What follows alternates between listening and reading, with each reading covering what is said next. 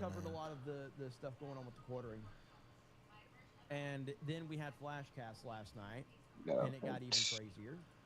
Pretty bad. And around the time that I was ending my stream, Yeah, a lot of these games that are garbage are just getting information good reviews for some stupid reason. Bearing and Count Dankula, who are former friends of the quartering.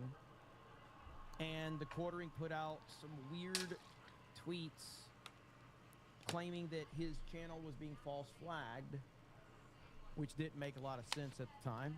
I'm like, what do you mean your channel's being false flagged? And it just kept getting weirder from there. Then he backed off. Then Bearing and Dankula addressed it, and then it hit another level of insanity. Bearing and Dank's situation has brought us to critical mass. The next 36 hours are crucial when it comes to complete and utter meltdowns. If he touches a single voice, it's all over. Deletion is manic. It's saying I don't have self-control. The spiral. I have seen this before on Twitch 10 years ago. Once a decade, we get a spectacle like this, I'd say. And that is kind of where we are, because let's go ahead and talk about what happened last night. So this is, we're going to start a few minutes into this video to kind of get caught up. But this is a channel called Shock Mouse. Mods, if you can find this video and you can drop a link to this, it's a good video. He does a really good job of breaking this down. And so he's going to talk to us about like what happened last night with this podcast being deleted and how insane it was. It's a very good video.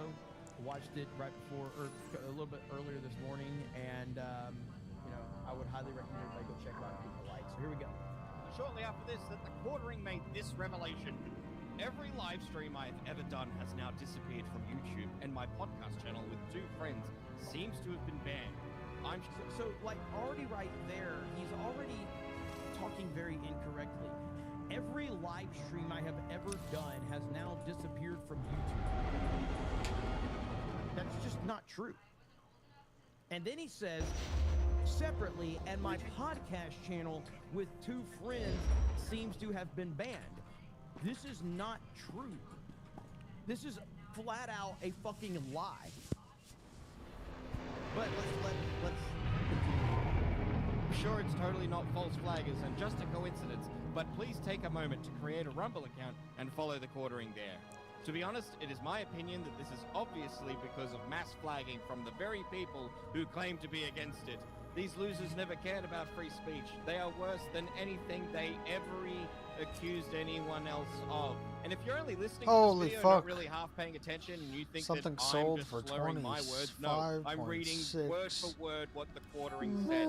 He's the one slurring in text. He drinks so much that he not only slurs words that are spoken, he somehow slows them when they're typed out too. Meme Copium shared these tweets and said, the quartering after deleting his own channel and 80+ videos is now claiming he is being struck. This isn't the case because you can check on Social Blade. He removed the videos from his channel. You can't lose 80 videos and keep your channel. This is yeah, that's a good point there. Like the fact that he put this out, that he was being false flagged, is the most unbelievable response to this whole thing. He deleted 80+ videos from his pretty well channel. stocked up. He then claims that he was false flagged. No one believed this. No one. It's absurd. It's honestly disgusting he's trying to play the victim now. And shared this screenshot from Social Blade where, yes, if we zoom in right there, he removed 82 videos. Fool your lies. Yes, that is indeed a thing. Shoe on Head came in and said, but we can see when a channel/video is flagged down versus when the owner deletes it themselves. Here is the Incredible Saltmine channel versus Kino Casino Clip channel that was banned. Why lie about something like this? And she attached these screenshots. This one says this channel is not available. They got different armor from for the Incredible Saltmine. baddies. And this one from Kino Casino Clips channel saying this account has been terminated for violation of YouTube's terms of service. The removal of the Incredible Saltmine podcast came to Bearing's attention when the quartering messaged him this. Looks like the channel is gone. Thanks for fanning the flames, Bearing. Great. This is amazing. This is amazing. everything that has happened to the quartering is because of his own actions. He has made all of this happen. Spoilers for the internet. If you're on the internet will criticize you. People will make videos of you. People are going to clip stuff out about you. And guess what? That's the price of being on the internet. Welcome to the internet. I'll be your guide. This is what happens. How you respond to these things is going to determine what happens moving forward. Jeremy Hambley has responded worse than any major content creator I have ever seen. It is unbelievable. And he has burned literally every bridge that he has, unless he's paying someone. Friendship. To which Bearing replied with, "What are you talking about? The channel hasn't been banned and has no violations whatsoever. All the videos have been deleted. I didn't do it. Dank didn't do it. That leaves you." With this screenshot of the incredible salt mine with no copyright strikes and no community guideline strikes. And by the way, and Bearing had messaged me this morning because when I was covering all of this stuff last night, I actually missed something in the post that Bearing uploaded. I've never been here I before. think that they're covered in this video, but if they're not, I will give the further context. So there was something that I missed that Bearing had tweeted out, and I'm glad that he hit me up about it because again, it was just so much happening in that moment. With Bearing also saying with it, "How did we get simultaneously banned from YouTube and Rumble quartering? Jeremy the Quartering just deleted all content from the Incredible Salt Mine podcast channel, which he co-hosted with Count Dankula and myself. Not privated, not unlisted, deleted, without so much as a heads up to his co-hosts. The Incredible Salt Mine was never a huge podcast, but it had a loyal audience that stuck with us for 7 years. For a period of time, we went live from midnight to 2 to 3 a.m. my time to cater for the mostly US audience. It was a love of the game podcast. Now it's unbelievable. I gotta address something quick. Okay, Tom King, so I saw you last night when you were speculating as to who I was What talking planet about is this? with Geeks and Gamers. It was not that Star Wars girl. That's not the person I referenced that struck channels back during the G&G days. It was not that Star Wars girl. Just want to clear that up. I know you're very hyper-focused on her. Oh, That's fine, but it was not her I was talking about. I know you were speculating that it was not. As far as Chrissy flagging channels, my eyes have been open to a lot of stuff with Chrissy flagging channels. Oh my goodness. It's erased from history because Jeremy can't handle online banter. You get what you fucking deserve. Just to remind everyone too that a 4-hour documentary about the quartering came out a few days ago, which featured a lot of live stream clips of the quartering. So it would seem that the quartering is trying to erase all history of every single live stream that he's ever been on to prevent something that's already happened. Bearing then released these DMs saying, "I don't like releasing DMs, but when you take down 7 years of my content without warning, while claiming you're a good boy and would never censor anyone, you can get fucked, the quartering. Throughout this whole shit show, which you started, I've tried to be fair. You just took the gloves off, so I will too." This is from 30th of April. On the 30th of April, Quartering sent to Bearing, "I hope 60k views was worth it." Bearing said, "Did you not think the video was fair?" Quartering said, "I didn't watch it. The fact that it was even made was what." You see what Quartering cares about? He only cares about views. He only cares about subscribers. He only cares that's all he views people as. Like, I've memed on that stuff over the years because it's fun. And I get it. I mean, obviously back in the day when I was building my channel, I did care about subscribers and views because you're trying to build your channels up. But the quartering truly defines another person off of views and subscribers. That is how he views you. Period. End of discussion. That's all he cares about. Wild. 10 years of friendship equals 60,000 views, lol. I would love to signal boost your wife's channel, getting demonetized. I really hope she gets it back, but I can't because I'm the wrong voice now. Bearing said, "Yeah, I think you should watch it, mate." Quartering said, "Pass." The same reason I didn't make videos on Dankulo's divorce and all the wild accusations against him. Even defending him would have been bringing more light to garbage in his life.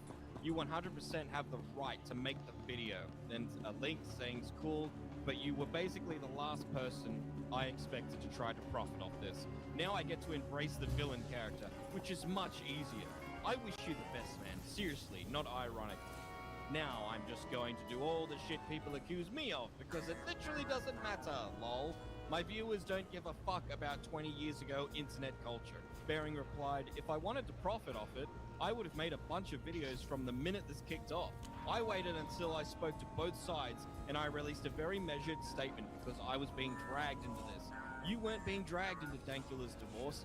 I didn't bring any personal stuff into my video. In fact, I stated that I was staying away from the, I can't read that, peripheral drama. You really should watch the video before you get all pissy about it, man. Bearing also saying, are you saying you're going to flag channels? Quartering replied, yeah, I'm flagging everyone. I'm cooling my rep. Everyone is getting banned. This is the part that I missed last night. Now, I know the Quartering is going to try and claim that he is being sarcastic here. You don't have that ability. You don't, man. You can't lean on the I'm being sarcastic when you are on record publicly and privately saying that. Like, you just can't do it. You cannot do it. Lady Aaron D says, I told you, D-Day Coder, but you never listened to us mods. Lady Aaron D, I'm about to ban every mod except for you. You're going to be working overtime. But yeah, so I missed this part, and so through all the chaos of it. But yes, this right here, you don't have any leg to stand on to be sarcastic. None. So everything that you're saying is going to be taken extremely seriously, and nobody has any reason to believe otherwise. Bearing said, you need to calm down and stop drinking, mate. Go watch my video. Quartering then said, nope, everyone is cooked. Remember, I can ban anyone I want. It's on. Bearing then said, listen, you sound like an irrational woman. You're coming at me for a video you didn't even watch. If you did, you'd realize I want the best for you. To which Quartering said, you called me a fucking alcoholic, which is insane. Yeah, guys, that is an insane accusation. There is absolutely... Yeah, it's just crazy to think Jeremy Hambley might be an alcoholic. Oh my gosh, what a crazy, crazy thing to say. How could anyone believe that? How could anyone believe that? Oh my goodness. Absolutely no evidence that the Quartering is an alcoholic even in the slightest. In fact, he even went off alcohol once. He quit from the time that he went to sleep till the time he woke up. I also hard cut alcohol on my birthday too, so I mean it's been 2 days, complete cut. So we'll see how that goes. Quartering's response to Bearing releasing these DMs was, everything is achieved, please re-upload. To which I think he means everything is archived, but he's a bit drunk right now. When it became clear... I didn't notice that. Everything is achieved. I mean, I got no room to talk. I got no room to talk, but the fact that he said everything is achieved is amazing. These DMs was, everything is achieved, please re-upload. To which I think he means everything is archived, but he's a little bit drunk right now. When it became clear that the Incredible Salt Mine was manually removed by a user, the Quartering changed gears and started to deflect. I should not send signal messages while driving to a baseball game. Holding your phone while driving? You can stop it or cop it. I just wanted to clear live streams from my main channel, not all channels. The only thing that matters is the Incredible Salt Mine, really, and I am pretty sure I have them archived somewhere. But so to be clear, this is what Savvy was talking about with her tweet about, like, this is where it's hit another level. We have reached a place. Bearing and Dank's situation has brought us to critical mass. The next 36 hours are crucial when it comes to the complete and utter meltdowns. If he touches a single vice, it's over. This is what she's talking about right here. Still deflecting, saying, looks like this is 100% my fault. I was not clear on videos I wanted my editor to delete. I am working to restore what I can, and I will give the boys all the episodes. Why would... Okay, hold on. Hold on. A person that is so intertwined in YouTube as the Quartering, I'm not saying that he's lying. I'm saying I don't believe him, though. I don't think that you ask your editor to mass delete any fucking thing on YouTube. I know I don't. Like, for instance, Danky over on D-Day Cobra 2, when he wants something deleted, he retitles the video, please delete, so that I can delete it. I don't have anybody delete shit off of my channel except for me. There's no way in hell that he's just loosely just telling his editor to go, hey, can you just delete a bunch of shit and then it just got lost? That is a lie. I don't believe that at all. Not one bit do I. And by the way, the videos that Danky wants me to delete are videos that Danky uploaded, but even he's not deleting them. He makes sure I delete them. This is crazy, dude. No, this is such a lie. There's no way this is true. Episodes of the Incredible Salt Mine to re-upload 100%. I had just been testing a theory that live streams drag channels down. Oh, you thought that the quartering removed all of the live stream content because just 3 days ago, a 4-hour documentary on him came out where a lot of the content was from live streams and embarrassing moments that he said live on the air? Oh, no, no, no, it had nothing to do with that. No, he's just running a little experiment just to see if it'll fix his dying YouTube channel. Have you tried looking into the stolen content in your shorts, Jeremy? That might have something to do with it. Later in the evening, Quartering said, just got home from an amazing Brewers win. I had my editor delete live streams because they were dragging down the channels. Lost in the Mix was an old podcast from 2 years ago. There are several archives of it, and feel free to re-upload. But then Jeremy drank so much liquid courage that it became truth serum when he revealed, the people were using 10-year-old streams to try and ruin my life, and so I said, delete them all. That wasn't clear about the podcast channel, that on me. Quartering still in the bargaining phase, saying, I am fairly certain that all the Incredible Salt Mine episodes are still archived on BitChute. So when I get home, I'll send them to the boys to re-upload. To which Bering then tweeted, no, they are not on BitChute. 404, page not found. This may also occur if a user has... Oh, no.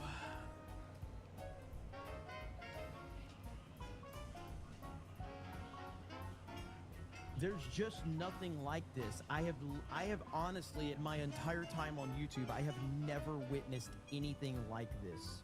I have never seen a downfall of this magnitude, and it just keeps getting worse every single fucking day. And I will reiterate one more time that anyone that knows this guy, if you are a friend, which he doesn't have many of those left, I'm not sure he has any of them left, but clearly people like Bering were trying to be his friend by being honest with him. But when you have people like Melanie Mack surrounding him, telling him that he's fine, that he's okay. By the way, and again, this is a classic move right here. Let me show you. Let me find it right here. Look what magically Melanie Mack tweets out today. Sat behind a young lady with Down syndrome at church, and in the middle of the service, she reached back and handed me this. Oh, my heart. And then the little girl looked up and said, freedom.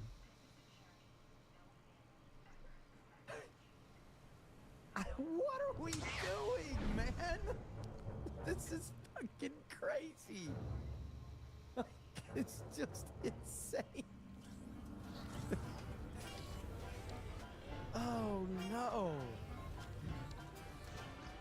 See, there are two scenarios where you know people are getting dragged on social media and they pull this card. It's either a very, very sweet moment with a child or animal photos. This is the cope from people that are getting destroyed. Posting pictures of your animal or making up a scenario with a child to post on social media to try to shield you from all of the hate that you're getting. That is exactly what people in this situation do. Removed their own video. It looks like they permanently memory hold Quartering. Bering then summed up the evening by saying, so in the space of a couple of hours, the Quartering went from, the haters got our channel banned, to, this is Bering's fault for fanning the flames, to, it must be a YouTube glitch that is simultaneously deleting all of... We gotta back this shit up. This is on point right here, man. Quartering. Bering and summed up the evening. This right here, this is a quick summary of the Quartering's evening right here. By saying, so in the space of a couple of hours, the Quartering went from the haters got our channel banned to this is Bearing's fault for fanning the flames to it must be a YouTube glitch that is simultaneously deleting all of our videos from Rumble somehow to it's totally my editor's fault. That rascally editor did this. Whoopsie. Stop it. Get some help. Just while we're on the subject of Quartering's editor, I thought I'd share some lore, some fun lore if I haven't already on this channel. Quartering was advertising for a job to be an editor back in January, and I applied. But I don't have tits, so I didn't get the job. Thank fuck. What a bullet I've dodged. Also breaking during the recording of this video. Hey, maybe if he's looking to edit some videos, maybe I can hit him up. What do you guys think? I like this guy. This is the first video I've ever seen from him. Looks like he's pretty good at editing. Maybe we can hit him up. Video. Count Dankula weighed in on the incredible salt mine being deleted. I should read this in a Scottish accent, but I'm not going to because I would screw it up. Count Dankula said, for fuck's sake, love waking up to seeing years of work going right down the fucking tubes. The incredible salt mine has been completely deleted on multiple platforms. All episodes. If me and Bearing can restore it, we will. But that was shit tons of episodes, and I doubt we can get them all back. James Walker said, thank you for at least trying, man. I know you try to steer clear of drama, but I really enjoyed the incredible salt mine, so I appreciate you trying.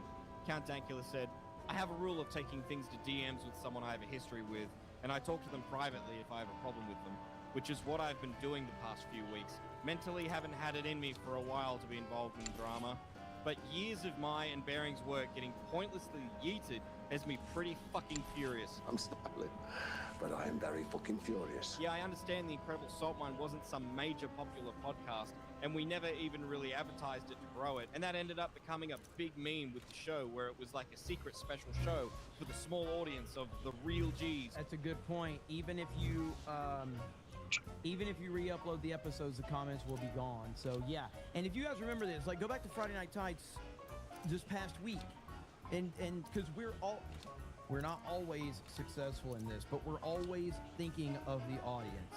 So like during a live stream, let me explain to people how things happen during a live stream. If there's a section in a live stream where we get hit with copyright or something like that, if we choose, maybe the channel gets blocked, or maybe the stream gets blocked, maybe it gets demonetized, whatever, YouTube gives you the option to trim that segment out after the fact.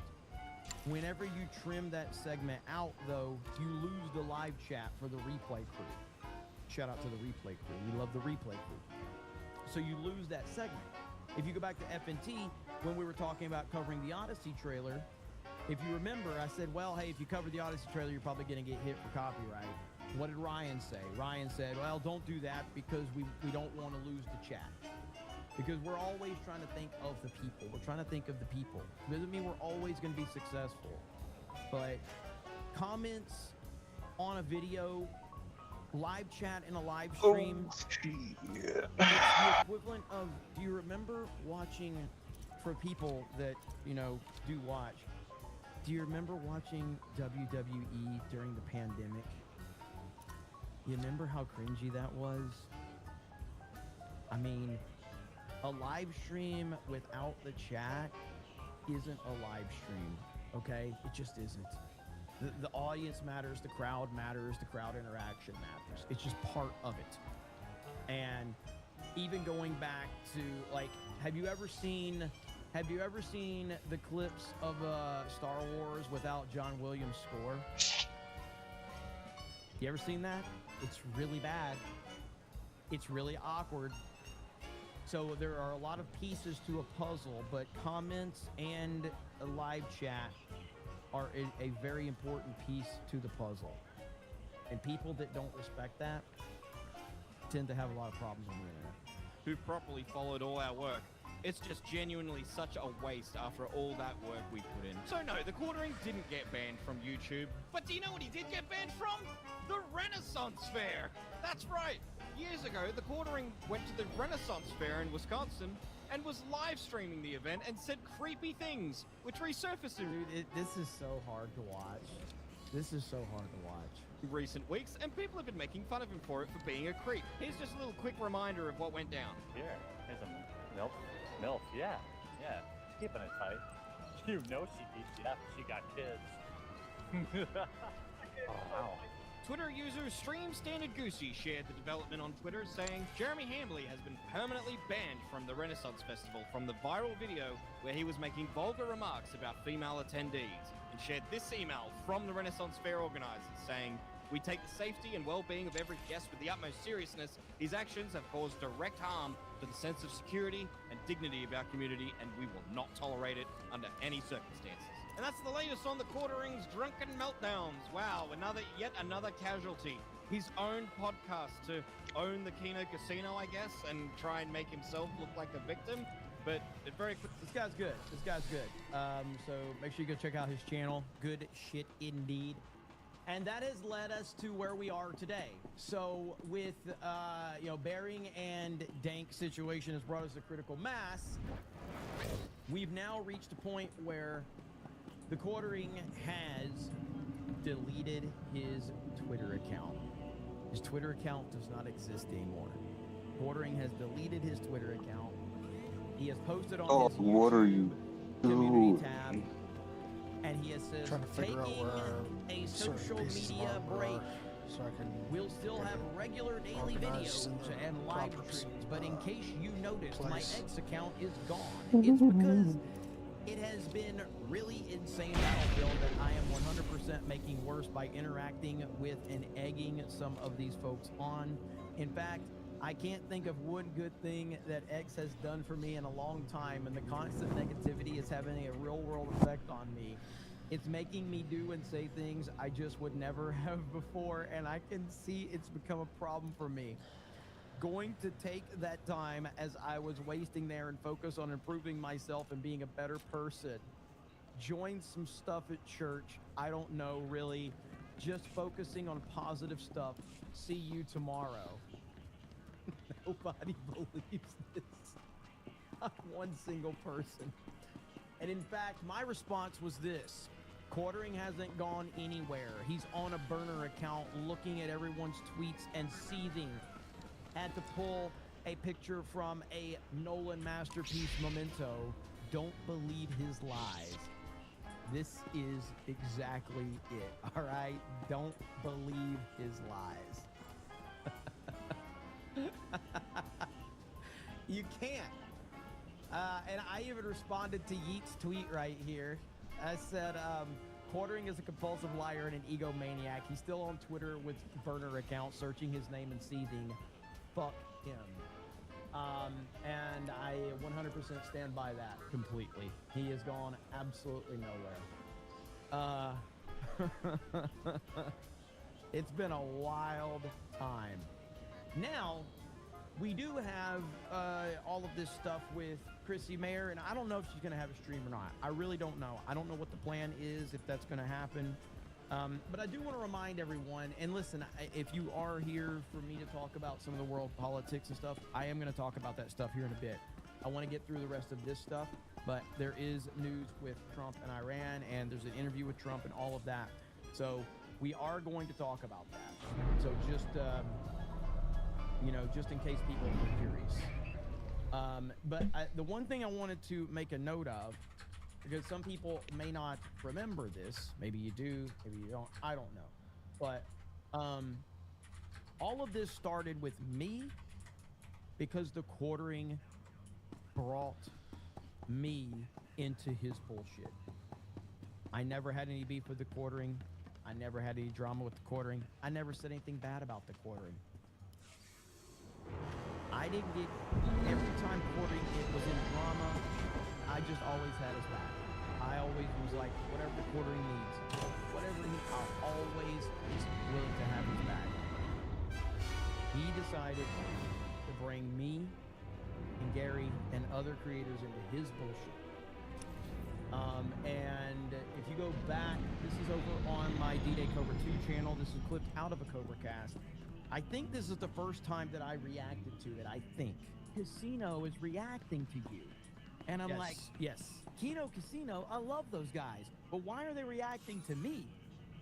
Usually it's because All they're right, I'll be roasted. back.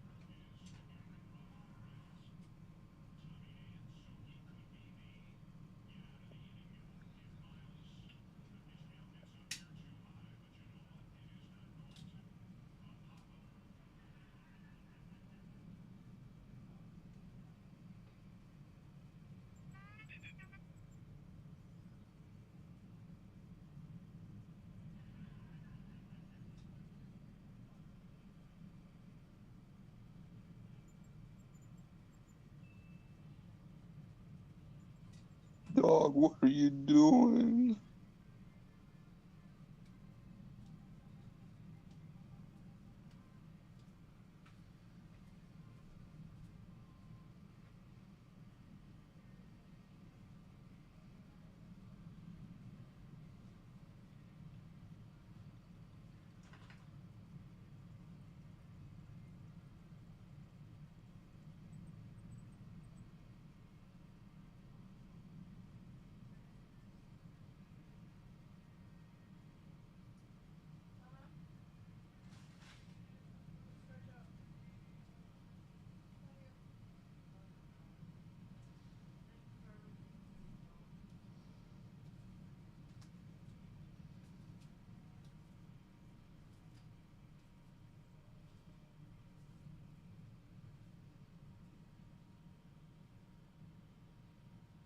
Dog, you there?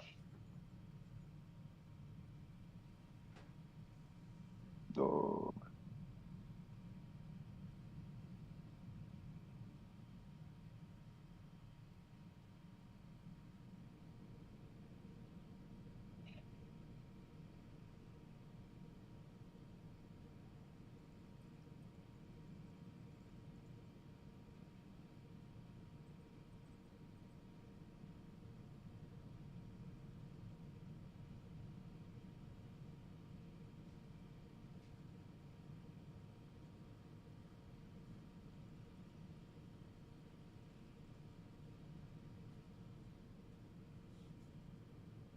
Look.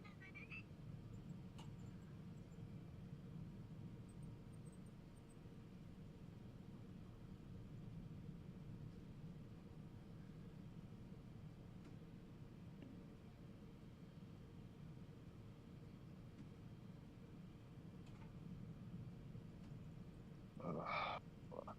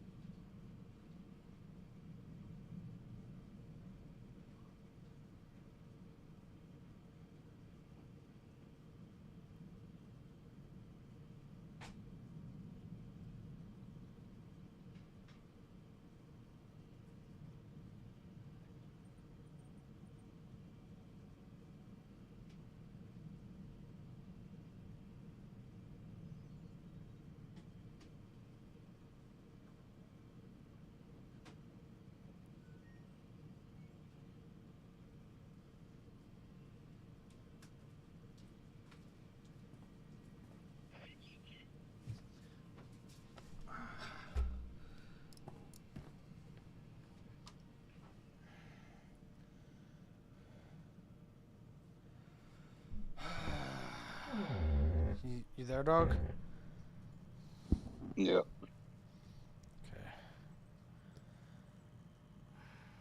My fucking head hurts now. Holy fuck.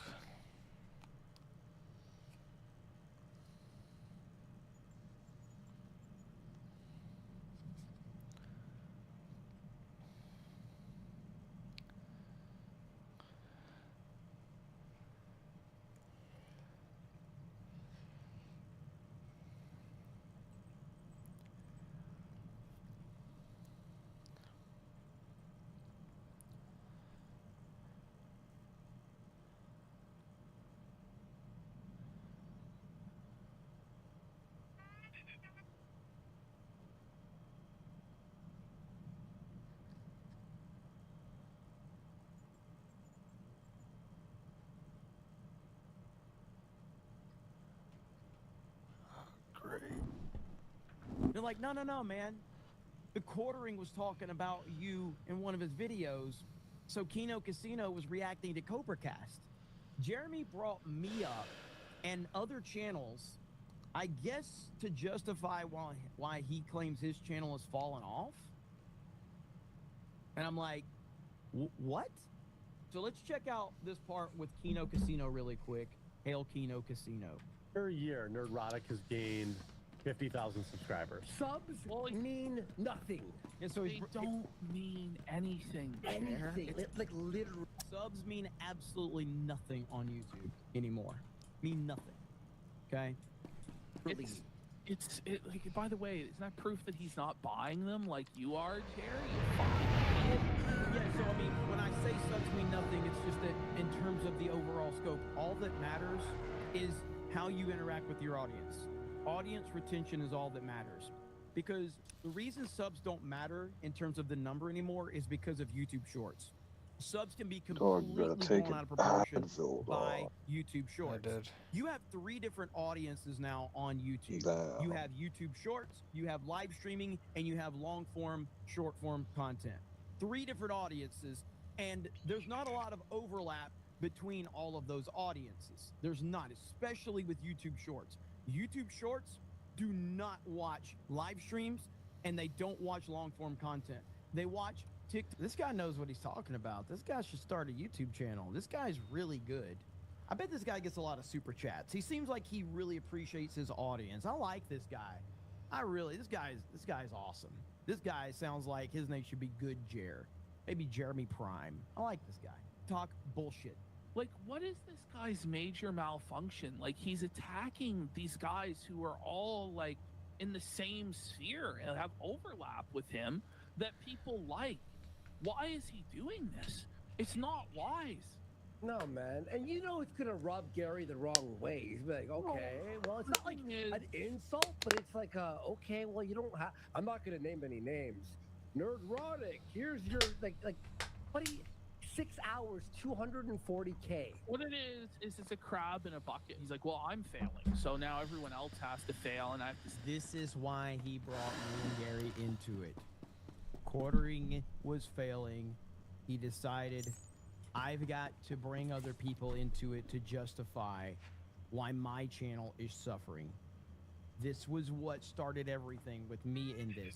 Again, before this moment, and Kino Casino was right about something else too. No one knew that Jeremy said this because no one really watches Jeremy's channel. So I think they covered this like a month after Jeremy actually talked about this on a live stream. And no one cared because nobody watches his shit. It wasn't until they covered it that it, hit my radar. Say that everyone else is failing because I can't cope with my failure, and I have to say it's everybody online has the same problem when they don't, because they've invested into other areas where they're bringing in revenue. This entire year. Last year, Nico for $300. How long's it been since Quartering got a $300 super chat? $300. Let's fucking go. So wait, the Quartering is a Democrat who was faking to be a conservative and was a fraud the whole time, just like Tucker Carlson, Candace Owens, Nick Fuentes. Shocking. Southern Poverty Law Center. Also, what's up with all the Democrats online for getting gas prices for $7 under Biden? $1.99. So here's my take on the Quartering. I don't think, again, this is just my speculation. I don't think he was I don't think he's a Democrat, and I 100% do not believe he's a Republican or a MAGA supporter. I believe he's whatever makes him money. He's whatever makes him money. He'll talk about whatever can make him money. He'll pretend to care about whatever gets him the most traction online, which is what he admitted to in his apology video to me and Gary and Drinker, even though Drinker had nothing to do with it, but putting Drinker's name in the video was better for the algorithm. In that video, he claimed he should never have brought anybody's channel into it. He should have just brought the Google Trends up because that's what he follows. He admitted to following Google Trends in order to make a video. And that was an eye-opening moment for me because I'm like, I don't use Google Trends. I use my Twitter feed, and my Twitter feed tells me what I'm interested in. And when I see something on Twitter, I make videos about it or I talk about it on a live stream. I don't look up trends to see what's getting the most traction. That is fucking wild from a YouTuber standpoint. Now, websites do that. Search engine optimization, all of that. That's a very big thing for websites because you're trying to build an overall audience to a Microsoft website, not ever as an get back to individual you? person or a voice. But as a Yeah, I'm YouTuber, gonna have to call Bell and that's see if crazy that I all can he does is looks at Google fucking trends. It was wild for subscribe me to hear to that. Could not believe that. being able to receive text Now, messages I would on the love to find landline. this tweet, and maybe I can find it. And this is where people might can see where It's the only thing that I you can, started to see can my do. anger towards him with the MAGA stuff. Let me see if I can find this. I don't know if it's still there. Of course, he's deleted much his bullshit, entire, dude. Dude, it's Twitter fucking account insane. now. So, but there was one time where I said something specifically about MAGA, and I was pretty. I actually had a couple people hit me up. This is years ago. My response to him. I'll see if I can find it. But people could tell, like, damn, Jeremy Prime sounds a little frustrated with the quartering. And again, this is probably like 2023 or something like that. Is this it?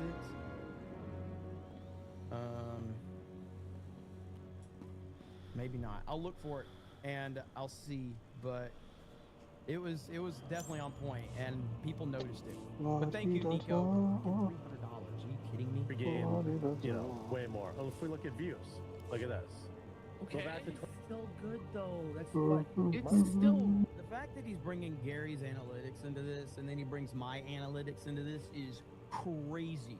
First of all, Gary and Critical Drinker are basically the two biggest movie reviewers on YouTube. Yes, you got Jeremy Johns in there too, and I love Jeremy Johns, but like Gary and Drinker are the two top dogs in the entire movie review world. They are the guys. Gary gets between 5,000 and 8,000 live stream viewers on his solo live streams. Friday Night Tights is the biggest live stream in the entire entertainment sphere, and all of his videos do minimum 500,000 views.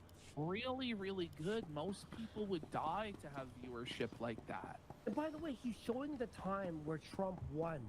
Of course, it was the peak there. Your money's But always it's good here. It's declined a lot less than Jeremy. Jeremy's down like, I think 9. All right, I found a couple Come of again? tweets. I bookmarked them. So right here, now of course his tweets, he deleted his response. So, but right here, so this is back in 2024, and Quartering's deleted his tweet. So, so he responded to me because I said at this point there's no legitimate path to victory for the Democrats, none.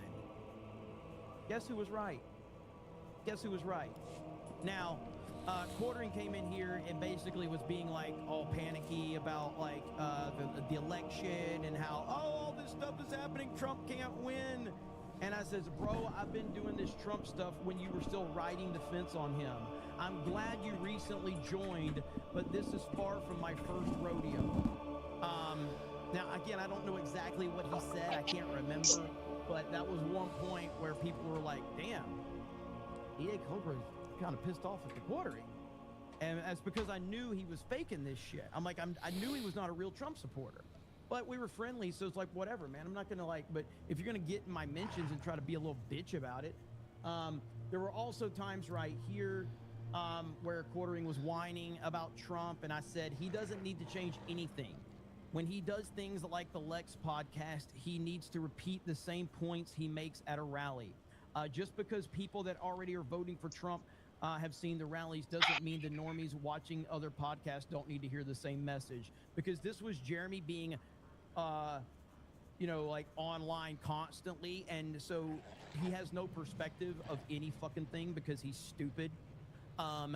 He was whining because Trump was repeating the same talking Dog, points you gotta over and collect over all the again. And I'm like, kyber you crystals. stupid fuck. Yeah, that's what I'm Trump looking at right doesn't now, dude. talk Some of these are to nice. me and you. I have He's trying to 54.5 talk to million the credits, so I wider can afford audience some. when he is campaigning. If I'm Dang. watching every fucking rally that Trump does, that's on me. Everybody doesn't watch everything that Trump does. So Trump is going to stay on the same message in every conversation he has because those talking points are the talking points that he wants to put out there to the American people. He's not talking to people that watch every fucking thing that he does because we know everything that he stands for. Quartering's a fucking idiot. Now right here is when he really got mad. Okay? So I was responding to Rumble And I says, Doc didn't care about Rumble until every other platform abandoned him. Now Rumble rolls out the big bucks for him, and he pretends to care about the place he wasn't even on until he got paid to be on it. Guess who swoops in? My lady Trump, my lady Quartering, just like with Trump, gonna defend what?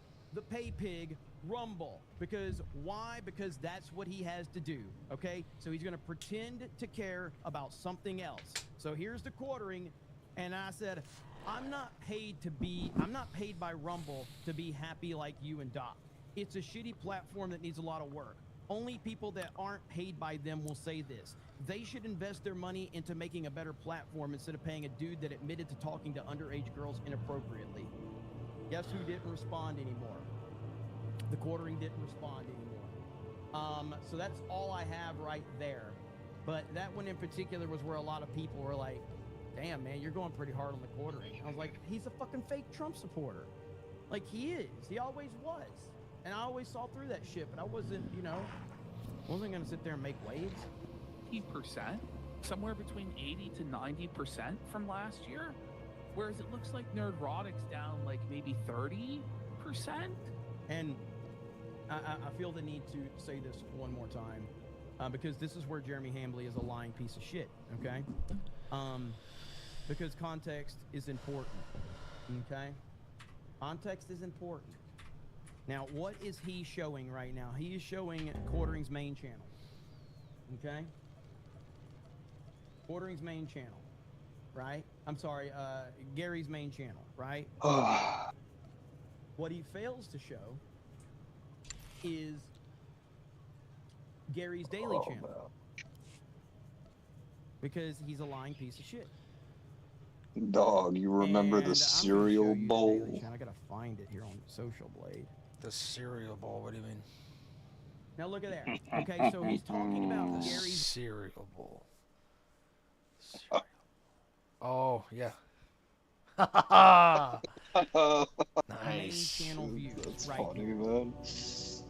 and how he's Oh, If that was the only way that you could do anything like that again with a chick, would you do it? what exactly am I doing in that situation, though? I'm just, filling her ass with milk and fucking Fruit Loops? Well, let's just say, like, the only way that you can do anything, even after, is if you do that. But I can't actually fuck her. You can after, but you have to do it. Oh, sure, dude. If that's the only way, yeah. Fucking insane, dude.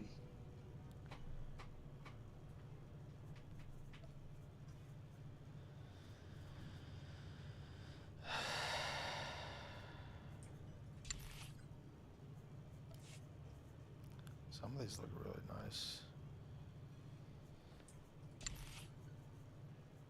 Dog, you could just buy a fucking Kyber crystal, dog. What the f... Well,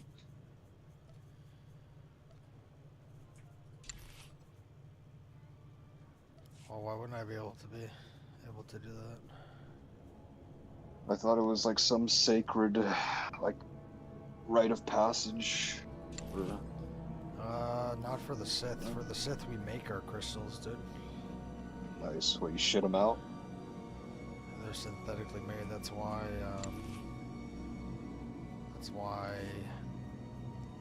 Crimson Blades can sometimes destroy natural blades.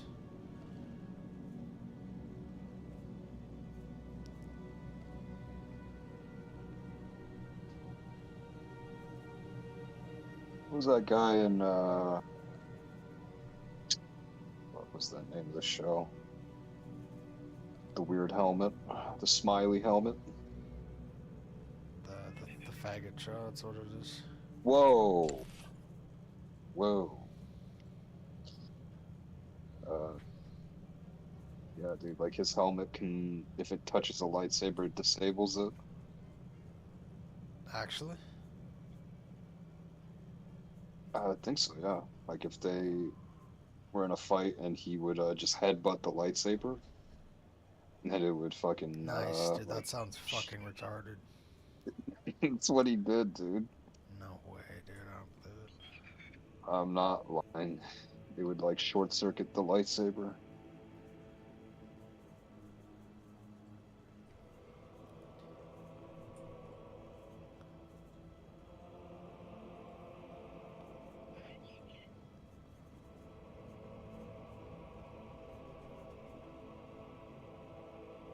Okay, how did the one guy has advanced Teal Guardian for 450,000? The other guy has advanced Teal Guardian for 4.4 million. You'll say that again. Say Teal Guardian again.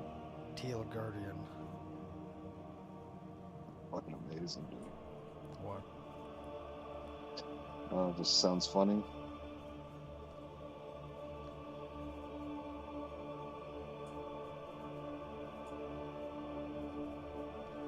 These people are on fucking crack. Dog, when you sell your fucking shit on eBay, go buy yourself a whore. Treat yourself, dog. Dude. Never guaranteed tomorrow. Holy fuck, that's a quick way to fucking throw away a couple $100 when you got no money, though.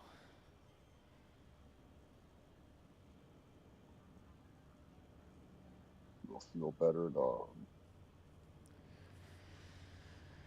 Dude, fuck going to a therapist, dude. That's a fucking therapist, bro. Nice.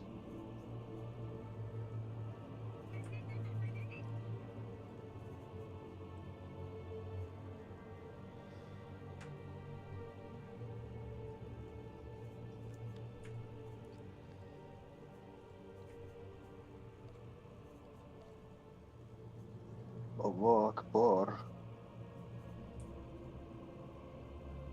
Oh.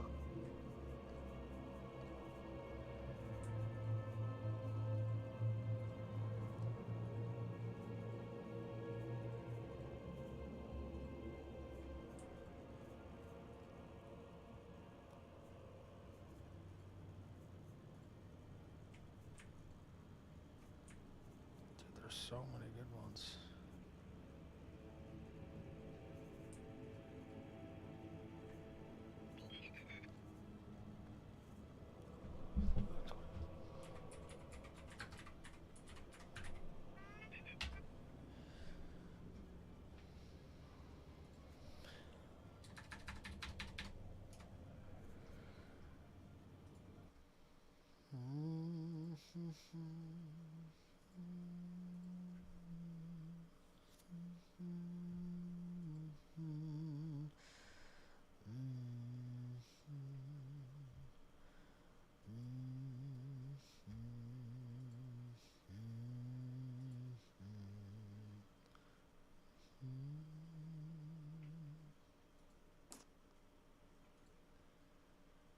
Wingardium Leviosa, dog. Whoa! Wingardium Leviosa.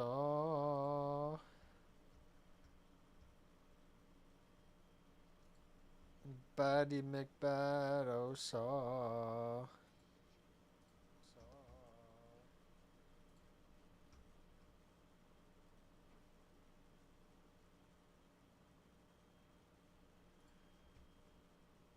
Damn, dog. Nice Windows lightsaber, dog.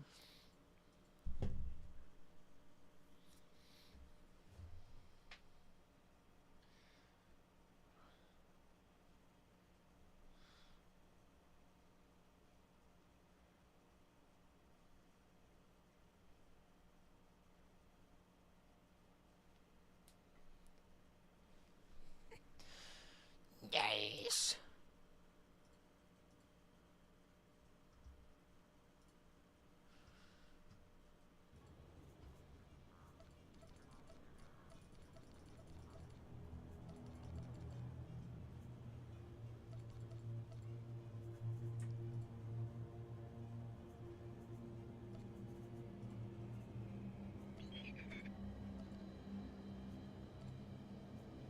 And it's nice. I can buy this on this account with all of my money and then send it to my other characters.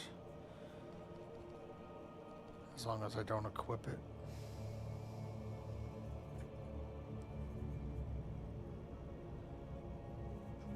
Like, come on. A $200,000 fucking crystal, like, I have 51 mil, like, it's not gonna bother me. That ain't hurting the bank.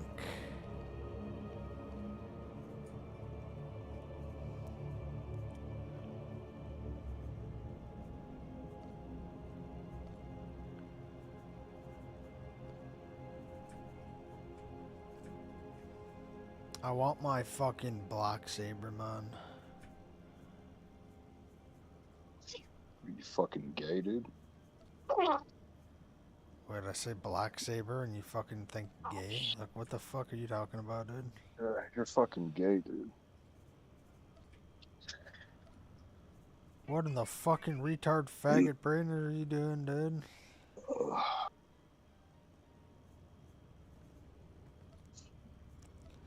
Bro, I should have become a fucking porn star, dude.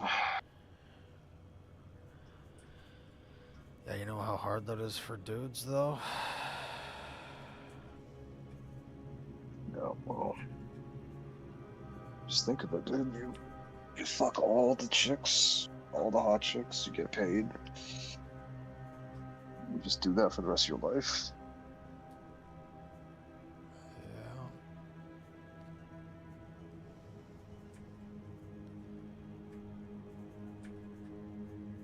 I don't know if it was you that I said it to, but, like, if there is a God, seeing people like that have that is like such a slap in the face. Yeah.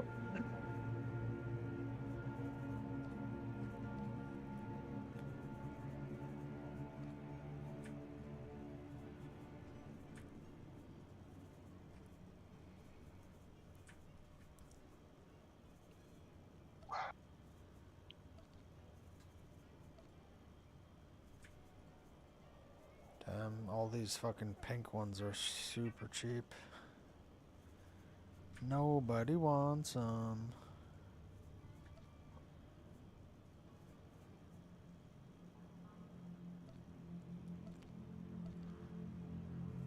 Nobody wants the pink ones. Yes. The dark side.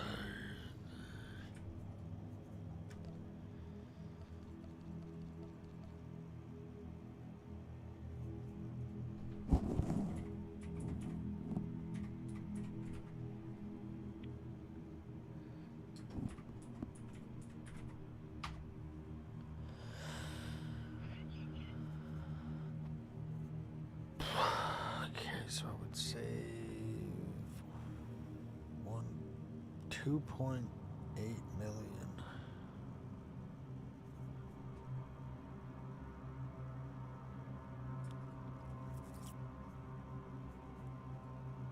What you talking about, dog?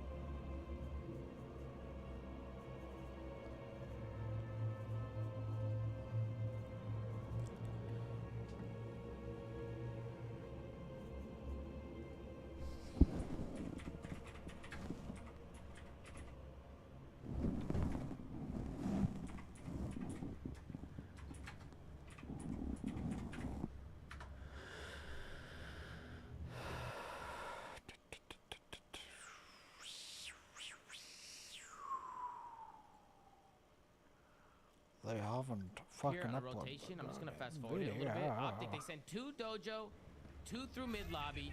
But FaZe, they do a pretty good job micromanaging the situation. They end up getting kills. But right here, boom, they have 2 dead. In my opinion, FaZe needs to run at the back here with numbers and just trade these guys out and get these guys out of here.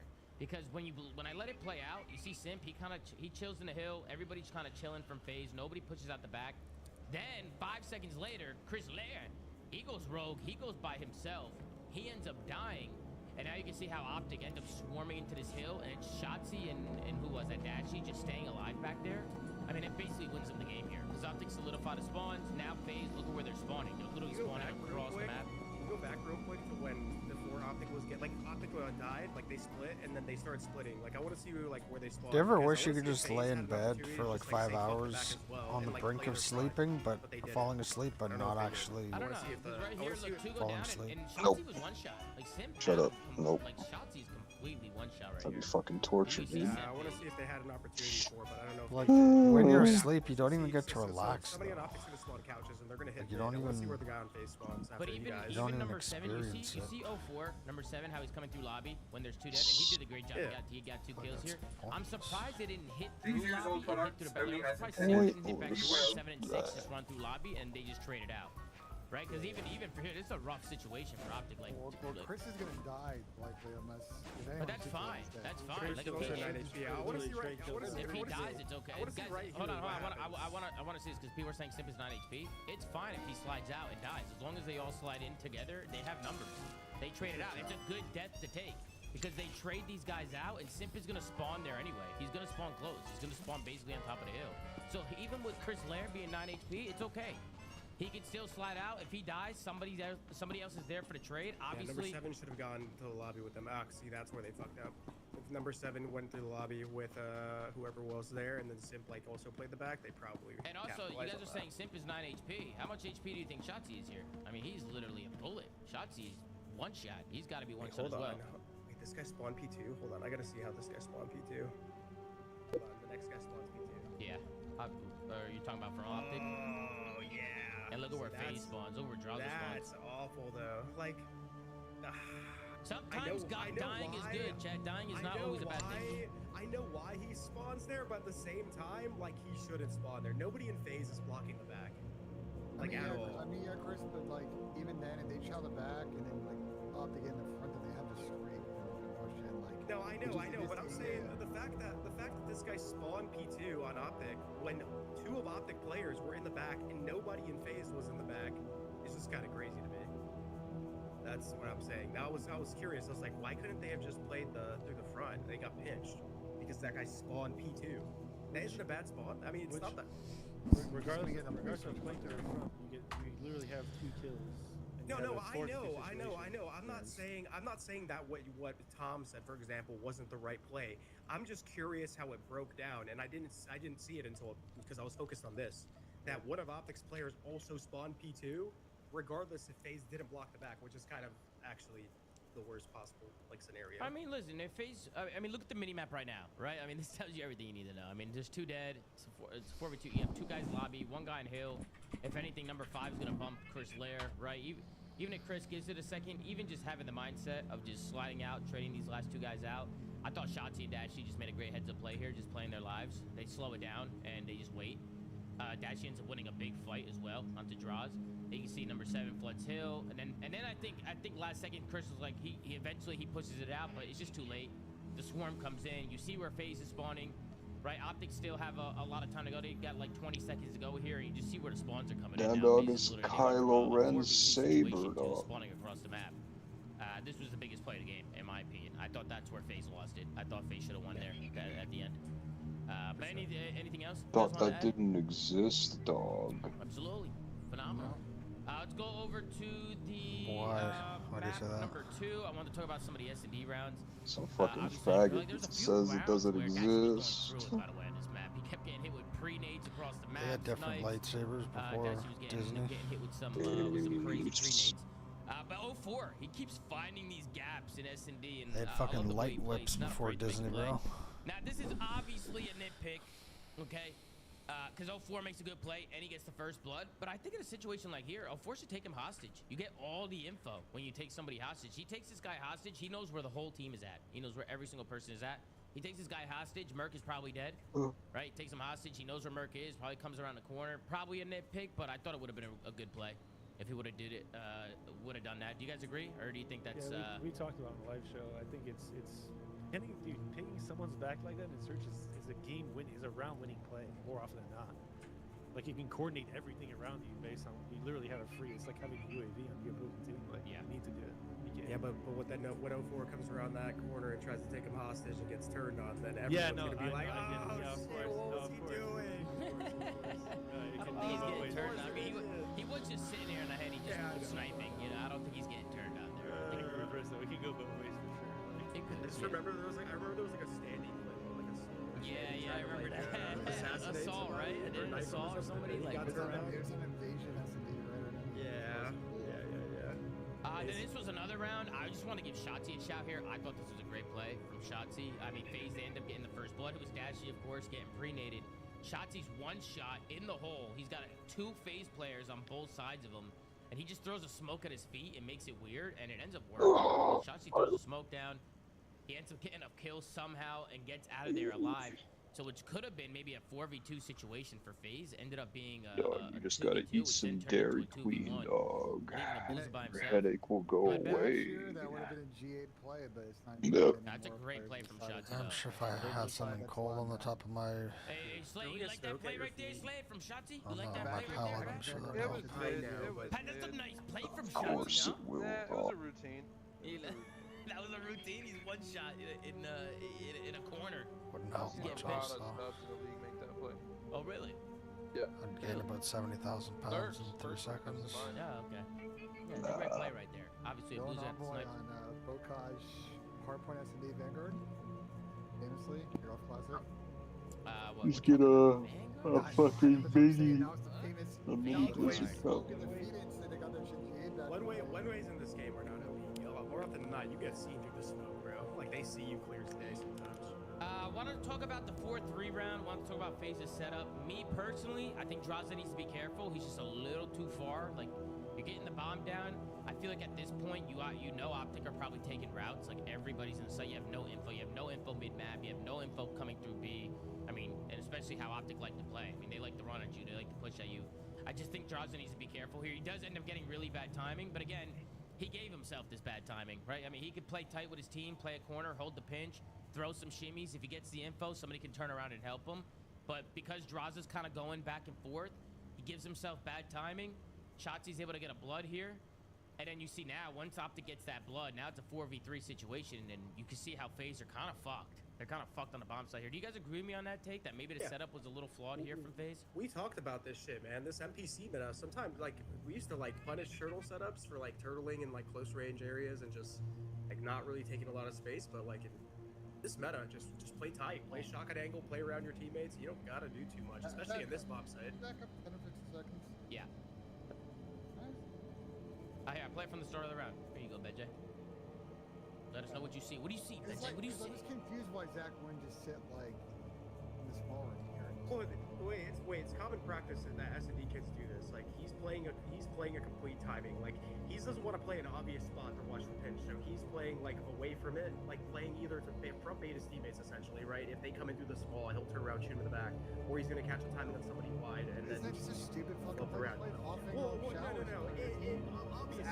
Obviously there's better plays that can be made, but that's like pretty common. Like S&D kids do that shit all the time. Terrible play to make. You're just asking to get shit on. Instead of, look, I know you don't. Or I get know traded. You don't, I Or know get you don't traded want to out. give them more space. I get it.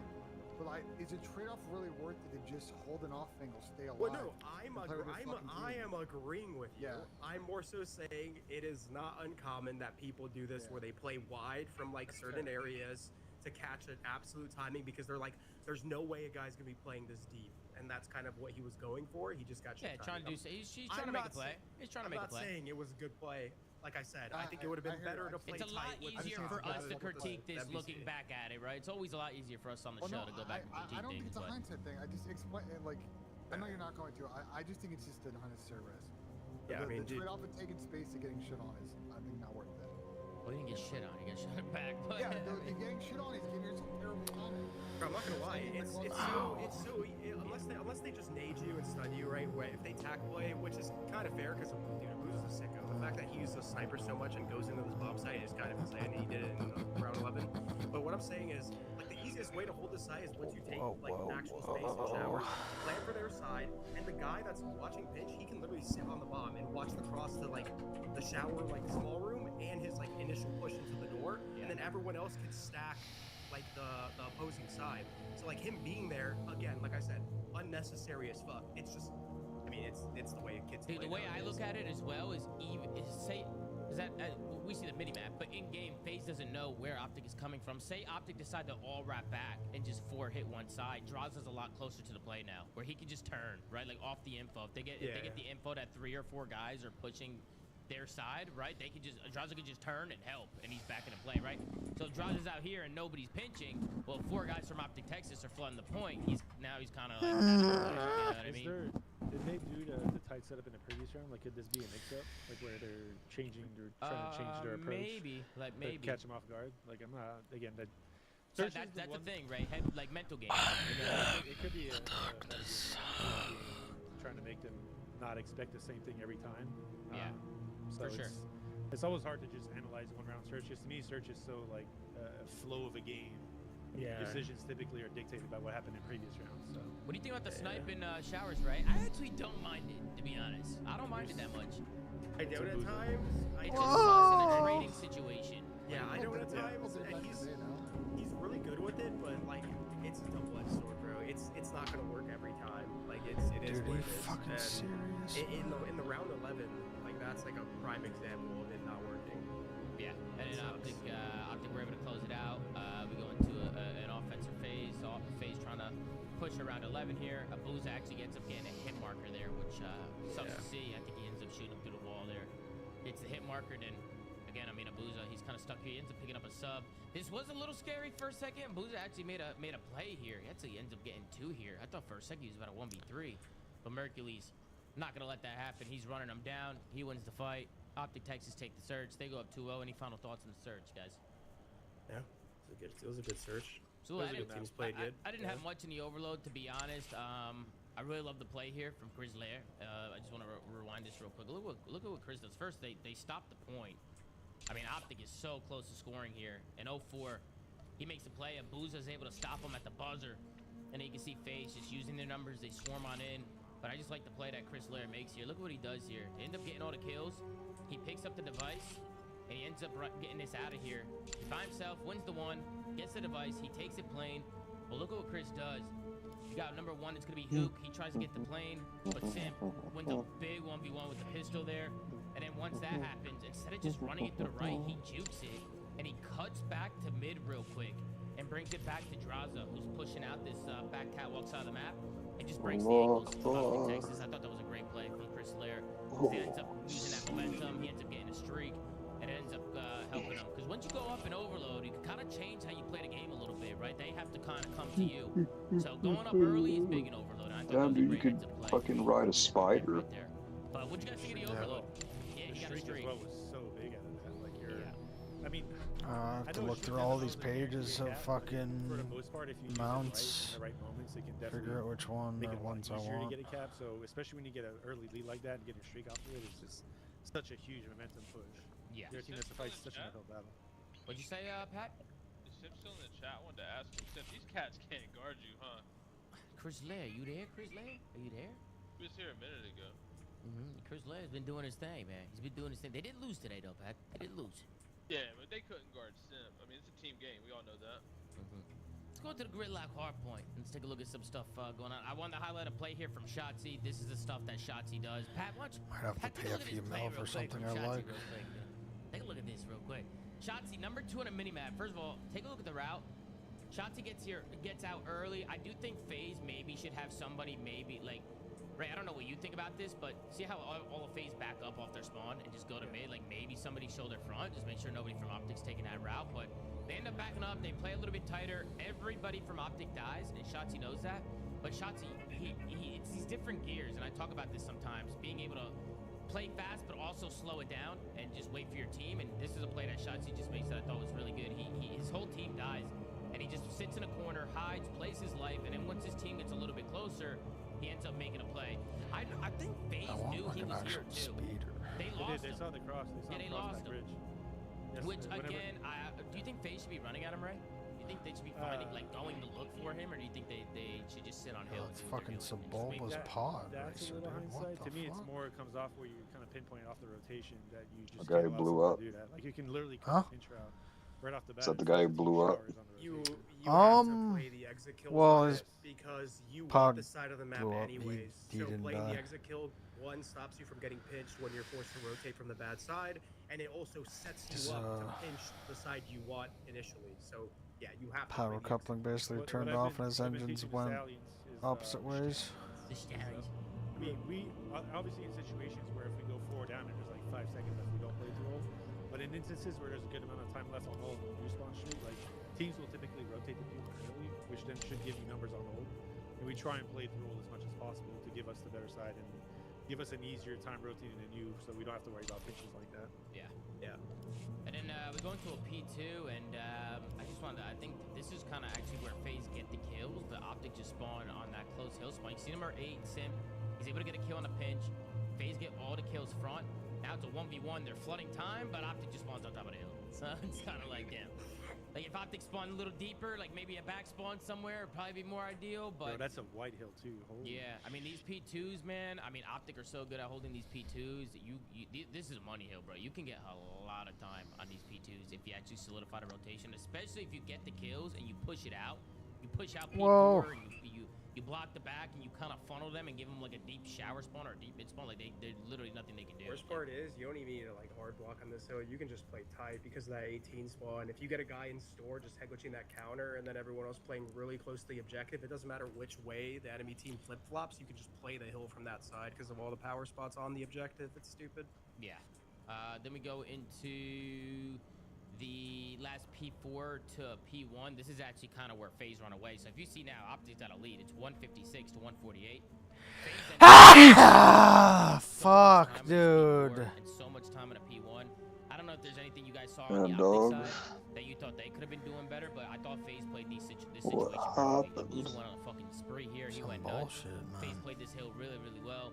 And when you have a team spawning front like this, I mean, there's only so much you can do to break Yeah, this hard I was point. gonna say this hill's also a money hill, so it really comes down to what Optic decided to do on the rotation. I mean, Frenchie in like the chat, he that, said that every hill on this map is a money hill. I mean, you can hold pretty much a lot of these hills. You can hold, to be fair, you can hold all these hills. That's what I'm saying. Yeah, what? I mean, this is like gridlock. This even mattered in BO4. Like, the only reason we don't remember it like this is because specialists existed. So, like, you could force break some of these bad scenarios using specialists, but now, like, they don't exist. And, like, a lot of these hills are so much more unbreakable that what you do going from hill transition to hill transition matters so much more in dissecting whether you're even going to have an attempt to break a hill or not.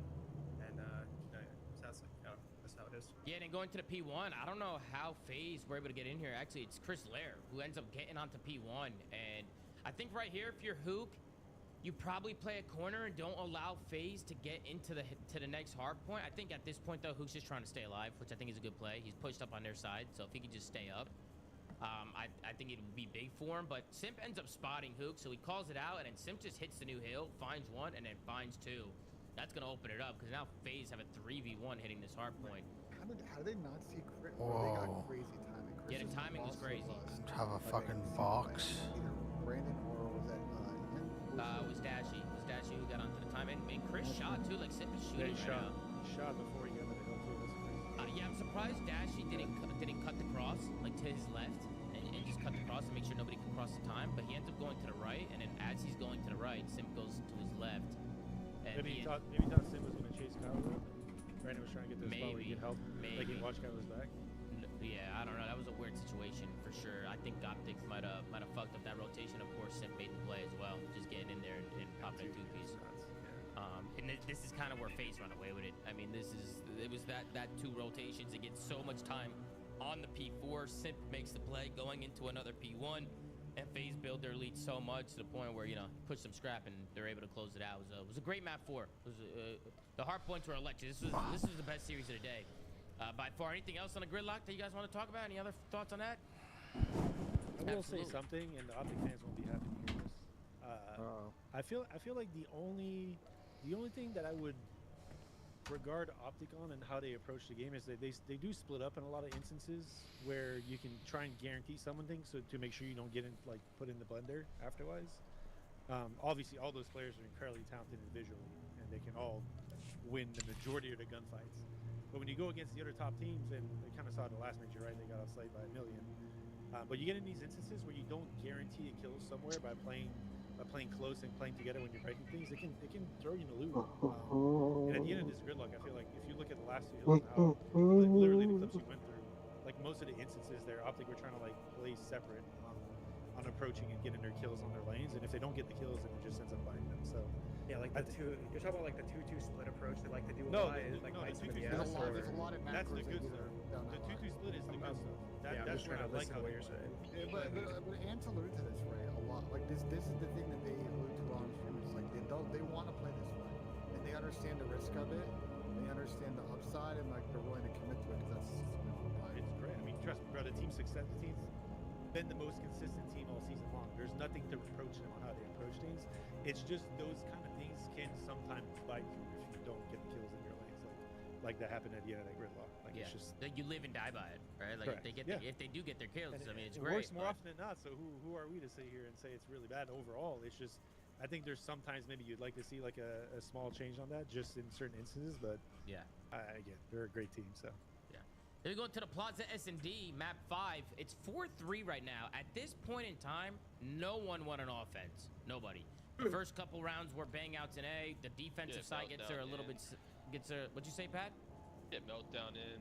Yeah, this map. I mean, we do got to talk about Plaza. This map is definitely. While it is fun to watch because we're just all brain dead and we like watching them just bang it out. I feel like it's just not very competitive, to be fair, with just the way it's played. Like, I mean, there's only so much you can do. But again. Like the offensive team, every time they bang at A, it's very rare. I mean, we saw a couple rounds where the offensive team banged at A and ended up winning the round. But you could also slow down the pace of the game on Plaza and play it differently and kind of switch it up and do different things. And that's actually what Optic did this round, right? We let it play out a little bit. Optic didn't slam A, right? Everybody won defenses up to this point, right? I'm expecting FaZe to win this defense. It's tied up at 4. But Optic, actually, I'm going to rewind it back a little bit so you can see how Optic break off. They slow played. Right, 30 seconds into the round, they got one guy watching left, 2 guys mid, 1 guy right, and now you look at FaZe's mini-map, you kind of see, it kind of scatters them. It kind of opens up A a little bit. Because initially, if you try and do it in the beginning of the round, there's going to be a minimum 3 guys in A, sometimes 4, right? But if you do what Optic did and slow it down and spread the map, keep them guessing a little bit, it kind of opens up that site a little bit, and that's what Optic did, right? They spread the map, they waited, they made FaZe kind of guess, maybe they're going B. Some guys wrap out. You got 2 guys from FaZe, number 6 and 7, wrap out of A. Optic, they smoked the site. They hit in there. They use their numbers. They get the kills. I think it comes down to a 1v1 situation. And Hook makes a great heads-up play running through the smoke, takes down 04, and they get the first offensive win on the map, which in my opinion was probably the biggest round here. Yeah. I'm honestly surprised though, because when we first introduced this map, I know a lot of people were like, "Oh yeah, everyone's just gonna bang an A," but I said there should be a lot more depth to it, because if you know that it's a guarantee people are gonna stack A because of how easy it is to like actually just get in there if you're just ape it, wouldn't that mean that the rest of the map is open and it could create that like slower play where you can scatter the team by making them second guess their decisions? I'm actually just surprised that it doesn't play like this more often and people are just opting to blindly hit A on their offensive rounds, because offense dictates the entire pace of the fucking round. Like they dictate where the fights are going to be. People, what's happening, and I alluded to this on the show, I think people aren't like, not like people want to 2-2 like middle and B if they think they're just going to go 4A and that way they cut them off if they rotate. It is commit to then the full like B hard counter. Yeah, no, that's fine. That's fine for the defense. It makes sense. I'm more so saying for the offensive team. I'm saying on the offensive side. The problem is the offensive side takes too long for the corners to B. But you don't need to clear all the corners. Like if you go B and break the glass that's in that building right by B, that automatically signals to the other team there's a player B. That one instance already gets them second guessing themselves because you're deliberately giving them information that there's a potential that they're hitting B. Like, you can just do that every round, and you'll never know, right? You either force the enemy team to come clear B. I mean, Dwight, I get what you're saying, hold it but for then there's spawn. rounds like this where it's just, you know, I mean, it's a Yeah. and it's just a clusterfuck. I know. I'm not saying it from the defensive end. What the defensive end is doing makes sense, and it like rightfully so. They should play it like that because you don't want something like this happening. But I'm saying from the offensive end, I see way too many teams just banging out A and losing a majority of their rounds banging out A when they can just do something like that. You know what I mean? Yeah. Last round, by the way, Mercules, he almost got an ace. I mean, he literally tagged up a guy. Actually, I think they show it here. I think they show Merc's POV, but his POV in this last round was fucking nuts. He makes a guy completely one-shot, then hits outer, pops 3. Here it is from his POV. Hits some nice shots onto Sip, gets a booze a one-shot, jumps the corner, takes down Draws, takes down 0-4, and of course, the last guy was one-shot. The guy that he tagged up, he gets traded out. Great play from Merc. Merc closing it out, basically. By himself. Optic Texas take the win. You guys got any other final thoughts? I mean, Pat, you think after this stage they add in Meltdown? I mean, what do you think? You think they keep Plaza? Bro. I don't know why Plaza. Like Ant must have just been on a nostalgia trip or something because we haven't had Plaza in since like the first 2 weeks of BO2. So. But we had it till champs. We had it at champs. I think we're hoping season 4 comes out and Arsenal or Frequency are there. All the pre champs maps were kind of trolly though. We had aftermath. We had like 19 I maps agree, 100%. in total. No, I'm not disagreeing. I'm just definitely agree that it's a weird one to put in considering we didn't play it when Black Ops 2 was at its best. So yeah, Hacienda could be a good one too. People in the chat are saying Hacienda. I just think Meltdown would just give us a nice little switch up, man. We haven't seen that since what, Black Ops 2? You know? I don't think the league is gonna put Hasi in. I feel like we've played it so much that it's also just played like, Rave for a time. Who cares? That is true. Yeah, Rave has been played. Dude, I'm so tired of Rave. If a map is a good map, bro, like why are we stopping ourselves from putting it in? Like if it plays well and it's fun to watch and there's a good amount of strategy to it and the better team typically wins it, like that's what we're looking for in competitiveness, no? Like, yeah, I agree. The other 2 reasons it wouldn't be in is either for illegal reasons because they, replicate a real life place in order to suit, or someone at the Call of Duty business unit's like, no. It's not what? That shit was in last year. It's not replicated. No, I know, but I'm just giving the hypotheticals on like why sometimes like the member would talk about that racing the Singapore GP map a couple of years ago and that didn't get added. No, it was very specific. Yeah, but I'm saying those are the only other reasons, right? To answer your question, that it would actually not be added. Yeah, that racing map just wasn't there. There was like branding. I gotta on take it care of that, something. Give me 1 second. You're good, Duarte. Wasn't there like something going on that racing map that it was like a copyright issue? Yeah, that's what the I'm cars saying. and shit. The legal issue, they can't do it because they copied a real place. But we have Hasi already. I don't think that would be a problem. Yeah. The only thing I can think of is just arbitrary reasons, right?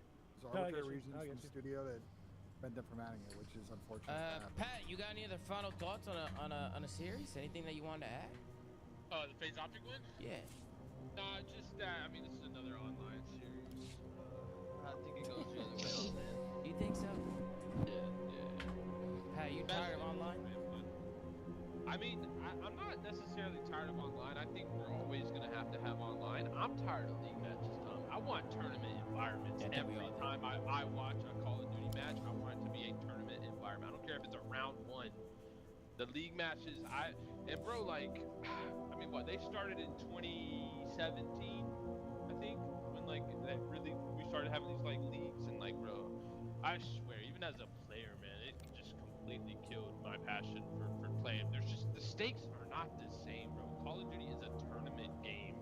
The league matches, like, there's just no stakes on the line. It's hard, even as a player, to get, like, super hyped up about just winning 10 points for your progression in a season. Like, I want to knock somebody out of the tournament. Optic Aaron in the chat said Pat can't leave the house without a helmet. Any thoughts on that? I don't even know what that means. Who's Optic Aaron? He's in the chat. It's Optic Aaron. He's fucking cooking you. Oh, absolutely. Optic Aaron, welcome to the flag, man. What a pie. He said, hey, yeah, you got shouted out, Optic Aaron. You got shouted out. Let's go to the next series. Unless you guys got any other final thoughts. Any final thoughts? Nope. All Just right, want to stop playing rock, paper, scissors. Rock, paper, scissors for Plaza. It's not it. Yeah, Plaza's, that map's gotta go. I think everybody's kind of agrees. I mean, it's just so trolly. It really is. Never even play Meltdown? Because I know when I brought it up, I felt like the answer I got was like, no one played it. They didn't even, like, really... Duma did on the show match. Bro, I played, yeah, Ray, I played Face Vegas in the show match, and listen, I might have three-pieced him up. You know what I'm saying? I might have pieced up Face Vegas. You know what I mean? But I thought I played well. Tom, according to Ernie, he would have shit on you back in the day. Yeah, okay. Maybe it is drinks. I like Meltdown so much just because the team has to spread on that map. Like, you have to spread, and that's what. Didn't Ernie also say that he would take down Prime Formal, but then lost to the Carolina Royal Ravens today? We'll get to that one after this one. We already got to that, actually. That was the first series. Oh, yeah, that's right. A lot of COD, Benjay. A lot of COD. And Papaya. We got G2 Minnesota going up against the Boston Breach. This was another upset today. Boston Breach taking down G2 Minnesota 3-2. We start things off on a Scar hardpoint, which, man, I got a little scary right there at the end. We're going to talk about the sports streak for a brief second, but Boston closed it out 250-247. That was one of the craziest settings to a hardpoint that we've seen in a minute now. We got Fringe S&D. Boston win that one 6-4. Then G2 start crawling back. G2 win the Den Overload 5-1. They win the Den Hardpoint 250-157. So maps 3 and 4, not really close here. But we go to a Scar S&D map 5, where Boston Breach were able to close it out 6-4. It's actually Purjay who makes the play in a final round to close it out. We'll take a look here at the stat sheet. Everybody in the green for G2 Minnesota, despite them losing. You got Estrio with a 1.16, Prem with a 1.0, Mambo with a 1.0, and Caesar Skies Bueno with a 1.01. On the other side, you had a 0.82 from Afro, a 1.14 from Nasty, a 0.92 from Purge, and a 1.01 from Spark. We'll scroll down, take a look here at the match MVP. It's going to be Nasty with a 1.27 in Hardpoint, a 1.31 in Search, and a 0.85 in Overload Array. I know you coach Nasty. He's been trying to do his thing over here on the Boston Breach. But we got an upset here, right? What you think of the series? An upset that I predicted, Tomas. This was I'm very much a safe guy when it comes to prediction, but I was feeling this one. I knew my man Byron's going to pull through today. He did absolutely aced it. Crazy cooler back and forth. That first map was probably some of the most, not necessarily for all the right reasons, but it's probably some of the most entertaining COD that we watched all day. Other than the FaZe and Optic match, we saw Den Hardpoint make it through, which was actually Boston's pick. Which Nasty touched on it in the interview, saying that the map looks good for them in scrims, but they're 0-9 this year on the map. Which something I want to bring up. That relates to that later when everyone else says their points. But it was a good series, honestly. Not the highest level of COD on both teams, even though Boston won. There's a lot of like small things, like the streak thing is something we obviously can talk about, but there's so many like small things, and kind of that Ben's point, or whoever said it a minute ago, about the difference between the top teams and the mid-pack teams and the bottom teams, and just how you can kind of see the map develop and how the teams kind of approach the game. I think we see, honestly, it's weird to me, but I feel like we're seeing more separation now than we have in previous years in terms of like how teams approach the game. It doesn't seem like it's purely a skill gap from the team having the best players. It just really seems like there's a huge difference in decision making and how teams approach the game right now, which is a little odd. Not something that maybe it's because I was within the game coaching and I didn't really like watch other teams play as much as I am now. But it's just a weird kind of state that I'm not used to seeing. You guys tell me, maybe it's just from a viewership standpoint. But yeah, props to Boston, props to Byron. It cannot be easy with the difficulties these guys having lately, and they finally saw it through for one point in these games. Yeah, Boston Breach, Ray, you were mentioning the Den Hardpoint. They are now 0-10 in Den Hardpoint. It was actually the map that they picked as well. So they picked the map knowing they were 0-9 in it. Nasty was talking about it in the interview and said that actually in scrims, they've been playing it well. Yeah. But I don't know, if you're 0-9 in a map, I mean, it's also with different rosters, like not to like yeah, they've also had Afro for a reason, and like you said, they've had some tough matchups in their last few games. So it's not like that whole record kind of reflects maybe a different team, obviously. Yeah, that's true. But it's tough. I mean, I'll say it at the outset. You're good. Ben, what did you think, Ben? On this series? Yeah, what do you think on this series? What are the fucking series of my thought the quality of the COD was interesting. I thought Boston got away basically because they had some crazy clutches and some fucking hilarious normal score retake bomb down type of rounds, and obviously Purja did insane clutch as well. I think Boston just got a tiny fucking map pool, had one like a couple of months, and suffered that confidence on the respawn map. I thought G2 played the overload well. They put themselves in a hole early. That first map was crazy. I don't know what I watched. Just an odd series. Classic kind of one we've seen G2 scam for Boston. It's close to they got a victory after what, 6 weeks? got going with one, I think. Yeah. I think it's been about 6 weeks now. What about you, Pat? I know you love these teams, Pat. I know these are two of your favorite teams to watch. What'd you think of the series, Pat? I mean, Purge played phenomenal, .92. That's above his average. I mean, this is embarrassing for Minnesota, though. Like, don't get me wrong. See, like I said, above his averages. Don't get me wrong, though. Like, Boston's not very good. Minnesota's not very good. But like, Minnesota's supposed to be like on the cusp of a mid-pack team. It's over. They should be bullying Boston like every time. I tried to warn y'all You about haven't bought Minnesota, one though. fucking thing, dude. You're talking about, dude, I have 10 fucking things in my inbox that I can claim. You absolute fucking cock. Maybe one, unless you're being generous for extra. But Skies and Mamba should have been out of Give me the time ago. goddamn Imperial hot, dude. Still the only, good player. I still think Smart is held up in the list since he first got on the team. But bro, Afro, and I picked him in fantasy, and this is partially why I'm so pissed. Where is Afro at? Like, I have not seen anything from this guy. He's been costing me in fantasy every week. I mean, their teams is fucked. Like, I assume that they're at that point. You guys are probably on teams like this for. You probably blow up your team by this point, but like, they've just lost so much, lost in scrims. They're probably just fucking overthinking shit, and it's just like they just need to see one go in, so it kind of frees that up, you know? You talking to me or Pat? I'm just talking to the group. I'm talking to the group. I mean, Pat wants to go first. Fucking feel free. I guess.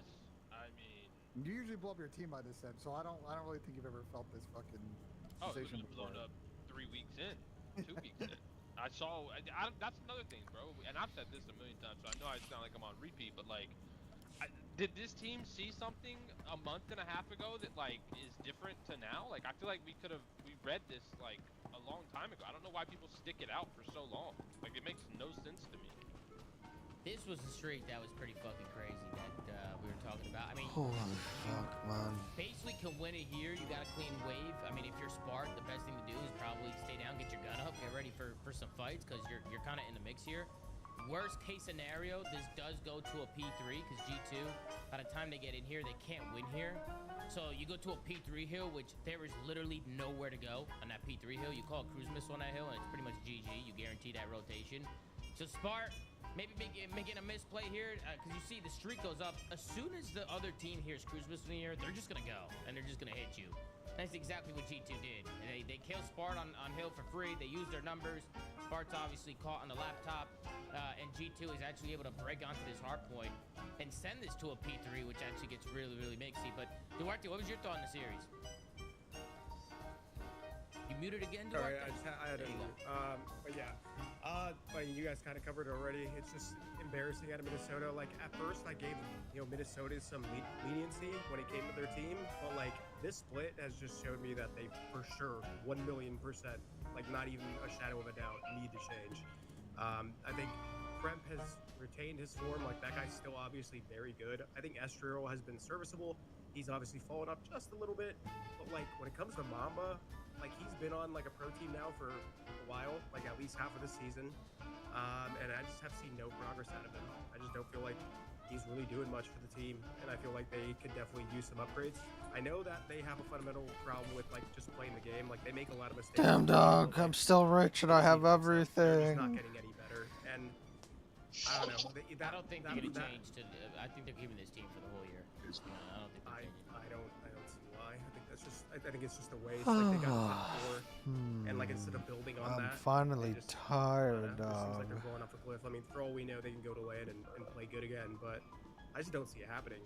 On the Boston side, I mean, they got nothing to play for. I mean, there's still a chance, but Nasty is just begging to get the fuck off this team. There's a chance? Don't give me like a 0.001 Benjay stat. Like, I feel like it's over for them now. Whoa. Yeah, you get what I'm saying. I feel bad saying What the fuck is going on? Yeah, they're they're in a blender, bro. they're in hell. They have 70 points and Yeah, they're chalked. 8th place is 170 points. I mean, it's gonna be tough. Yeah, Carolina's the only team with a chance, and that requires like Riyadh and Toronto shooting the streets. They also play. Wait, what do you mean, qualifier? What's that called? There you go. They play Surge, Cloud9, Thieves, Toronto, and Paris in Major 4. So it's not. Dude, I you love can get how top this four looks. It absolutely. looks so dumb. I mean, realistically speaking, they probably need to went out online and get like top 4 at the last. few Yeah, majors, that's what I'm saying. It's like there's a chance, So but dumb, it's not dude. realistic. So I don't really have much to say about them now. Yeah, that Boston's kind of one of those teams. It's like there's really nothing else to say, right? It's kind of